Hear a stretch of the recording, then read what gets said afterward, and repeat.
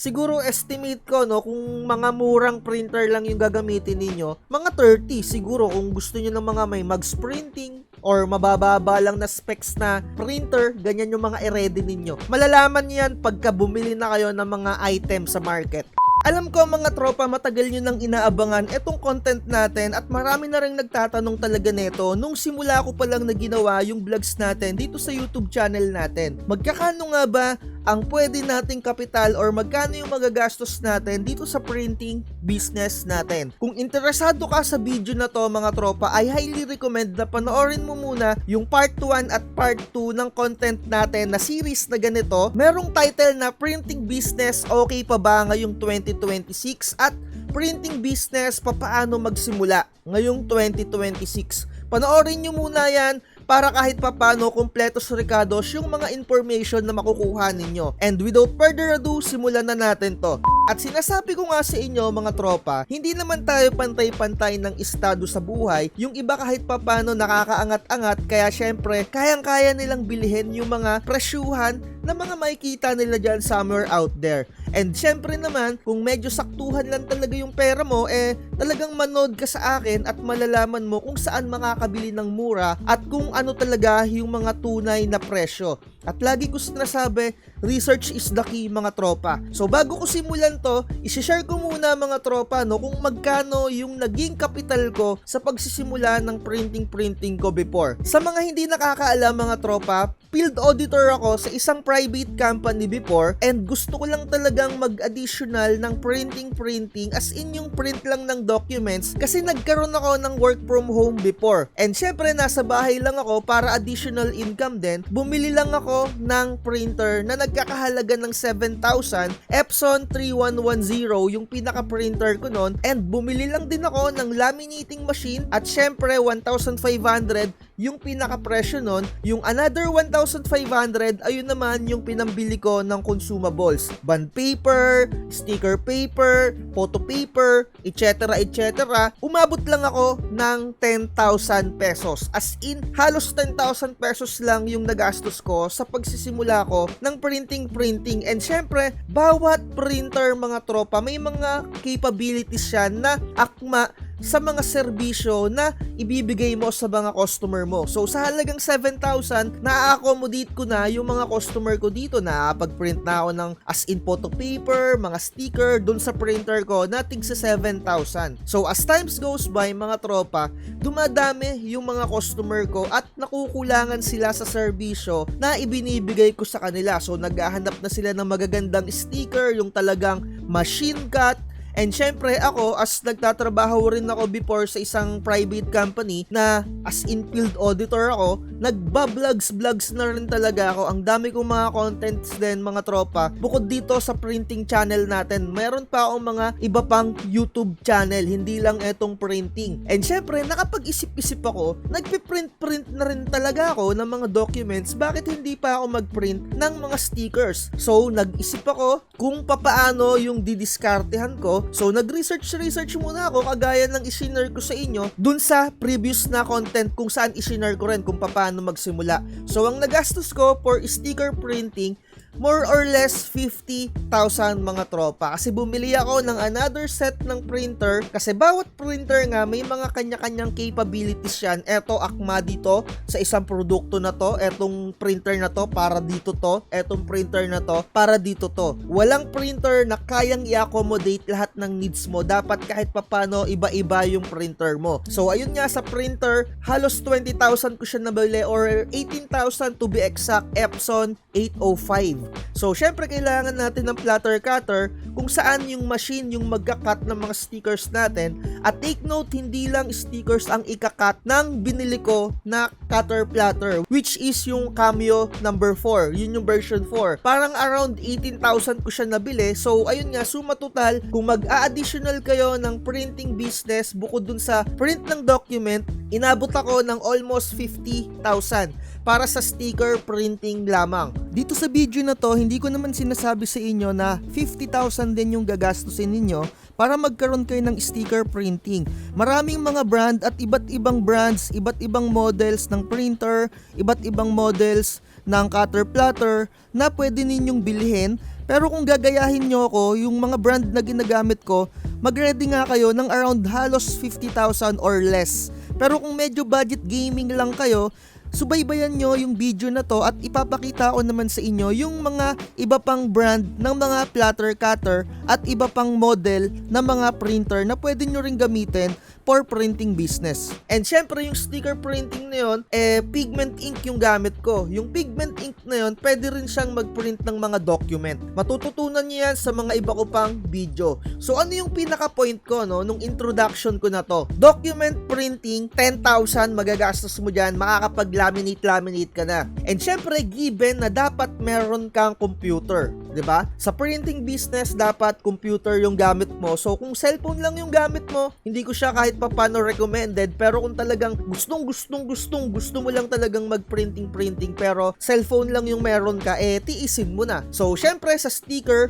halos 50,000 yung nagastos ko, 'di ba? So ang pinaka pinupunto ko dito, bawat niche or ang ibig kong sabihin, bawat product may kaakibat siya na presyo. So syempre, kung magpiprint ka mga tropa ng mga t-shirt, iba rin yung magiging pinakasuma total ng pag-i-start mo ng negosyo. Eto mga tropa, ipapakita ko sa inyo yung mga product na kahit papano, yung mga printer or mga cutter platter or yung mga iba pang mga equipment para magkaroon kayo ng idea, 'di ba?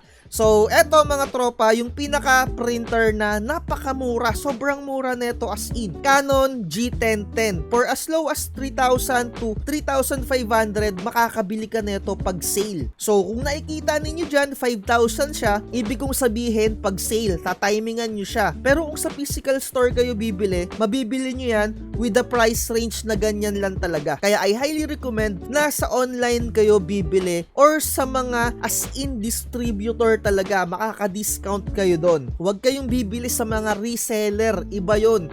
Tinutubuan pa nila yung pinaka-produkto at inuutulang kayo nun. Mag-ingat-ingat kayo sa mga ganon. Yung nagtitinda ng mga Epson 121 na halagang 8,500, inuutulang kayo nun. Dahil 5,000 lang talaga ang pinaka-presyo niyan at makakabili ka pa nga niyan for as low as 4,500 pagka naka-sale. So ano yung point ko dito? Kung printing lang yung gagawin mo, as in print ka lang ng document, makakapag-start ka na for as low as 3,000 to 5,000 kasama na yung mga consumables. So dadagdagan mo na lang siguro siya ng mga laminating machine na nagkakahalagang 1,500 to 1,700 nowadays. 'Di ba? So, ayun mga tropa, at least nagkaka-idea na kayo. So, sa printer, eto yung pinakaunang printer na ginamit ko. Epson 3210. So, eto latest version na to kasi first version pa yung nabili ko na printer. So, 10,000 na siya ngayon.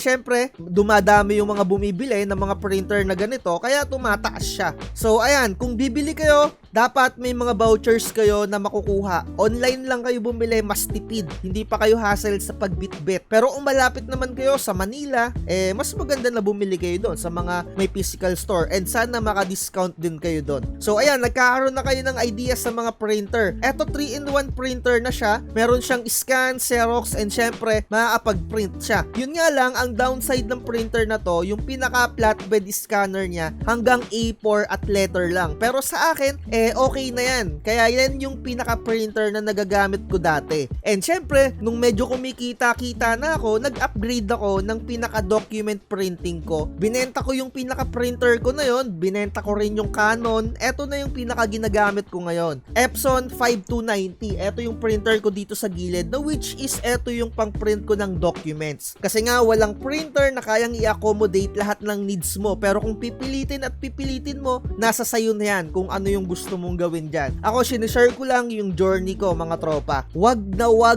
kayong magsisimula ng napakalaking budget yung ibibitaw ninyo. Yung hindi nyo pa kabisado yung galawan dito sa printing natin na to. So, eto, meron siyang ADF na tinatawag, makakapag-scan ka na dito ng long. 'Di ba? So, medyo may kamahalan nga lang talaga siya, pero kung may budget ka naman, go mo na, 'di ba? Kasi nga ako, dito lang ako nagsimula, tapos in-upgrade ko lang, binenta ko yon, nakabili ako ng ganito. Pero kung gusto nyo na medyo mura-mura lang, pero print lang talaga yung gusto nyo, maganda na rin yung output. Eto no, Epson 1210. Pero print function lang siya. Yung mga una ko kasi na nabanggit, print function lang din to, kagaya na itong Canon G1010. Yun nga lang, hindi ganun kagandahan yung kanilang output when it comes sa mga image. Pero pwede nyo na rin pagtyagaan, sa totoo lang, pwede naman na talaga. Okay na rin, yun nga lang, dye ink lang talaga si Canon. So, ang kagandahan ni Epson, naku-convert mo siya into pigment ink para hindi siya nagpipade ng mabilis. Yun nga lang, etong si Epson 121, hindi ganun din kalinawan yung output niya. Pero as in, pwede na,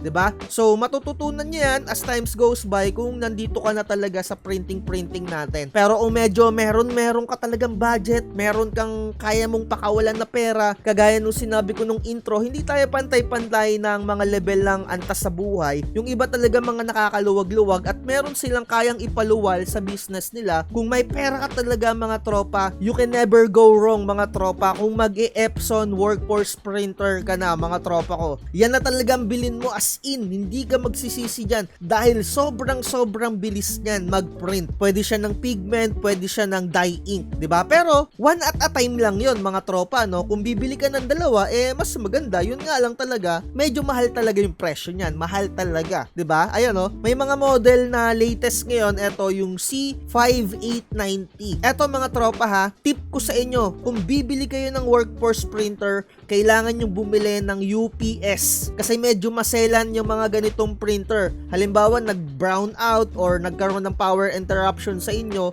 masisira yung board nila. Kaya kailangan meron kayong UPS dyan, mga tropa. 100% dapat meron kayo nun. And syempre, bumili nga kayo ng machine na ganyan kamahal syempre, meron kayo dapat na pambudget sa UPS. And kung nababanggit ko sa inyo na puro Epson yung mga printer na nare-recommend ko, yan lang kasi talaga yung recommended ko na printer for document printing, for sticker printing, 'di ba? Kasi talagang napaka-flexible niya when it comes sa mga ink, dye ink, sublimation, pigment ink, sobrang pwede siya. Pero kung gusto nyo na mag-brother kayo, go for it mga tropa para ma-experience nyo kung bakit ko sinasabi na pangit etong brother printer. Kasi kung bibili kayo ng mga printer mga tropa, yung dapat yung mabilis mabuksan, mabilis makalikot, konti lang yung tornilyo pagka nagka-trouble. Kasi kung into printing business ka talaga, hindi ka dapat laging nagpapa-repair kasi hindi naman ganun kalakihan talaga sa una etong printing natin na to. So halimbawa, kumita ka ng 700 sa isang araw, nasira yung printer mo,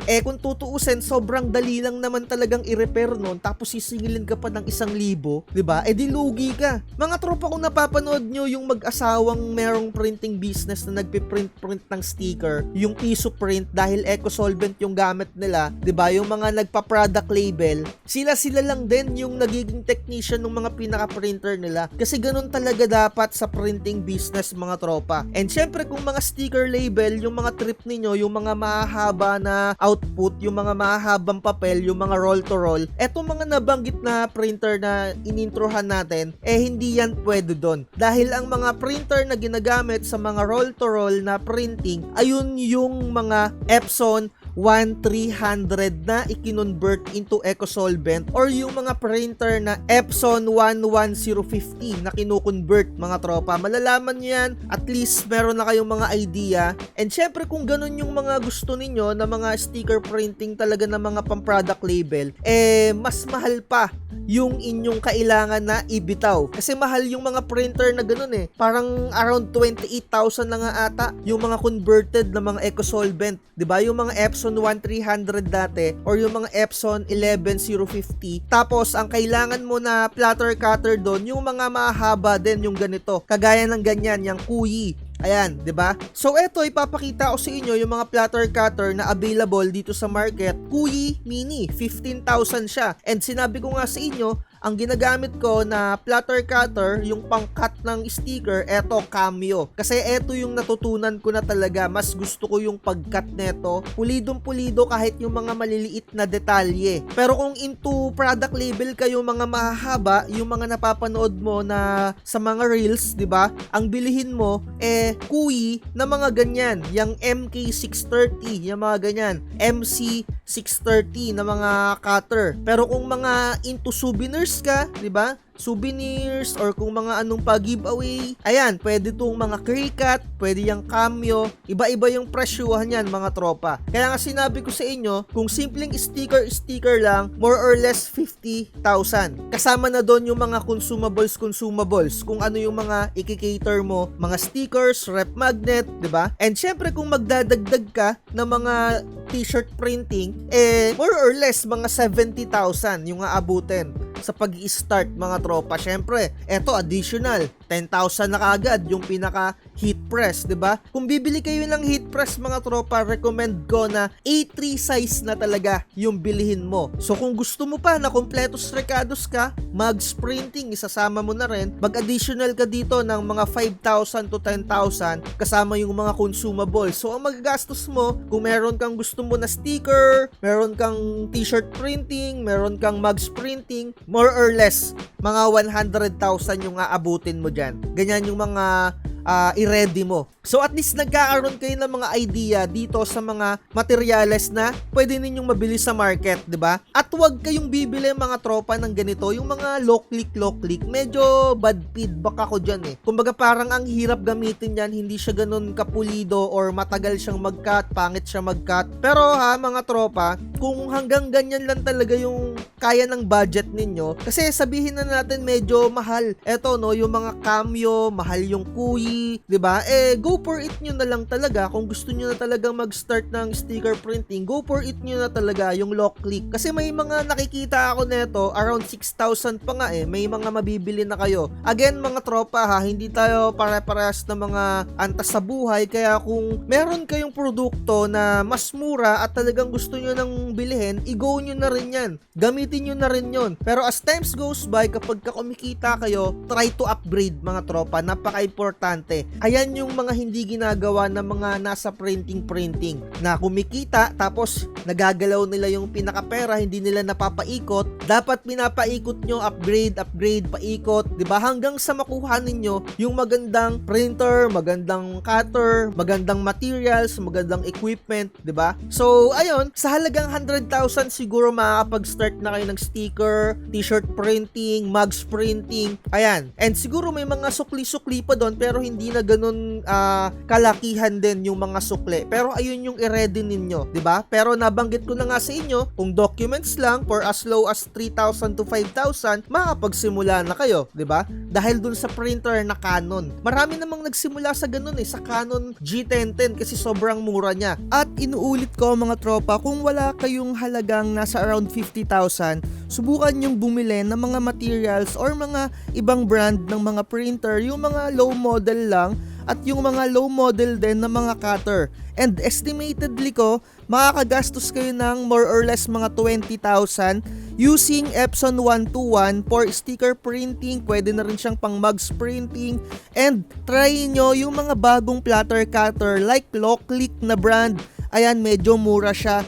Kaya naman makakapagsimula na rin kayo ng sticker printing at ng iba pa. Pero mga tropa kung ang sisimulan yung negosyo, yung mga laser engraver for mga souvenirs, 'di ba? Sa tingin ko mag-ready rin kayo ng mga around 50,000 din dito Kasi dito sa laser Algo Laser DIY MK2, around 20,000 na. And syempre hindi ka naman bibili as in ng etong laser engraver lang, bibili ka rin dapat niya ng printer and syempre ng computer kung wala ka pang computer. More or less mga 50,000 din yan or 40. Sabihin na natin na mga ganon. And syempre mga materials. Pero kung isasama mo to sa kabuuan ng mga printing mo, sticker, mugs printing, t-shirt printing, tapos additional to, mas malaki sa 100,000 yung magagastos mo mga tropa. Estimated ko lang yun roughly estimated ko lang yun. Kasi mga tropa, sinabi ko nga sa inyo, magsimula muna kayo ng isang produkto na i-cater ninyo kung saan magmamaster muna kayo dun sa pinaka-product na yun. Huwag kayong magdagdag ng magdagdag. Magdagdag lang kayo kung medyo humihina yung pinaka-main product ninyo at syempre, kung meron kayong extrang budget. Kagaya nito mga tropa,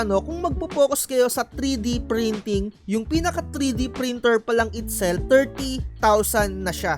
And syempre, sa larangan ng 3D printing, wala pa masyadong nag-i-stand out dito. Kaya I highly recommend, eto na lang muna siguro yung gawin ninyo. Bukod sa printing ng documents, i-add ninyo etong 3D printing, 'di ba? Kasi dun sa pinaka document, pwede ka na rin mag-print ng sticker doon. So, siguro, more or less, makakagastos ka dito ng mga around 70,000 siguro. Kumbaga, kung meron kang document printing, meron kang sticker printing, meron kang 3D printing, mga ganyan, mga 50 to 70,000, 'di ba? Pero syempre, wala kang mga mugs printing, wala kang t-shirt niyan. Kasi nga, ang focus mo lang, kahit papano, konting sticker, konting 3D printing, 'di ba? At syempre, yung document kasi na printing, given na yon sa printing business, 'di ba? So, next natin, eto no, wala pa rin masyadong nag-stand out dito sa ribbon printing. At in demand din to usually pag mga kasal and syempre pag mga December. Sobrang in demand nito, pang balot kasi rin to pang gift wrap, 'di ba, sa mga kasal-kasal or sa mga invitation, 'di ba? So 8,000 makakabili ka na nito. So sabihin na natin kung ang sisimulan mong printing business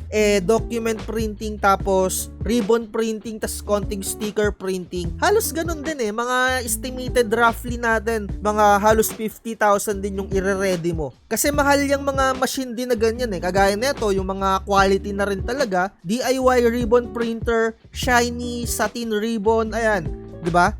20,000 yung pinaka-printer. Sa totoo lang mga tropa, hindi mo rin naman kailangan ng ribbon printer sa pagpiprint ng ribbon. May mga another method din. Kagaya nung sa silk screen, kakayod-kayod ka, 'di ba? Pero kung ayaw mo nun dahil medyo hassle, bili ka na lang ng pinaka-printer. Ayun, sana natutunan ninyo bawat niche, bawat product na ibebenta ninyo or sisimulan ninyo sa printing business, may kaakibat siya na parang pinaka-presyuhan 'di ba? May mga price range siya. Kung suma total, 'di ba? Kung suma total as in lahat ng mga nabanggit ko, kung gusto nyong isama sa negosyo ninyo, roughly estimated ko 200,000 siguro yung i-ready ninyo. Yung mga lahat ng nabanggit ko kung gusto nyo na kumpleto. Pero syempre kung lahat na meron kayo niyan, hindi nyo yan kakayanin na mag-isa. Kailangan may mga partner kayo dyan, may mga katulong kayo dyan, 'di ba? And syempre wala pa nga akong nabanggit na mga tarpaulin printing, 'di ba? Hindi pa natin isinama yan. Sa mga tarpaulin printing, kung gusto ninyo, halos 500,000 kasi yung mga printer